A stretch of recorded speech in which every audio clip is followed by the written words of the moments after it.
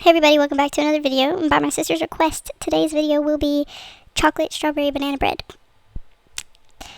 And my sister is one of the pickiest people I know, texture-wise, so this is a challenge. So start off by washing and drying your strawberries. Then top them and cut them into you basically want to dice your strawberries. And she told me to not make it chunky. She wants the strawberry and banana flavor, but she doesn't like the chunks of strawberry, so I had to be creative.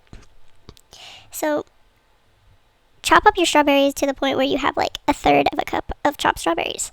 Then put them in a bowl, and instead of using the sugar that was originally used and was going to be put in the batter, I just put it in the strawberries and macerated them before I put it in the batter, if that makes sense. But you see how it's already mushing together like that? Perfect, because she didn't even notice there were strawberries inside of the actual banana bread. And the recipe called for 3 bananas, but my sister only left me 2 bananas. So we're working with what we have. Okay, so mash the bananas. And yes, this recipe does need 3 bananas. I would have liked a little bit more banana flavor, in my opinion. Mash up the bananas, put in your macerated strawberries, and just mix that up. And then after you mix that up, you're going to want to add 1 egg, only 1 egg. And I didn't have regular Greek yogurt, but that's what the recipe called for. But I did have vanilla Greek yogurt, so I did add that. I think it was a 4th cup of vanilla Greek yogurt, which kind of makes it easier. Didn't have to add so much vanilla, so I added like a few drops of, what is it called? Vanilla bean paste. 1 teaspoon of cinnamon, a little bit less than a 1/3 cup of cocoa powder, and then a 1/2 cup of brown sugar packed. And then you want to mix that up until it forms a little batter like this. Then you want to add in 4 tablespoons of butter.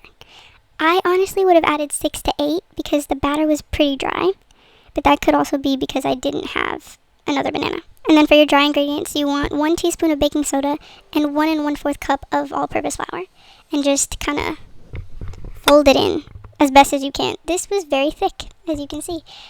So again, I did add more butter. I would have added a little more butter than this, personally, for my preference, because the banana bread was a little bit too dry.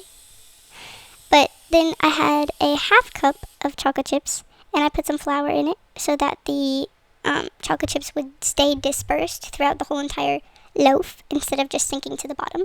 And I kind of just shook some of the flour off with my hand so that it didn't make the batter even more dry.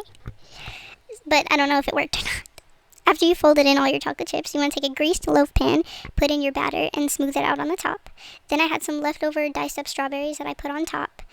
And I did chop up some more strawberries to put on the top as a topping. It was just like, I don't know the word for it, but it's like little slices. Okay, there we go. Slices of strawberries, just to make it look a little pretty.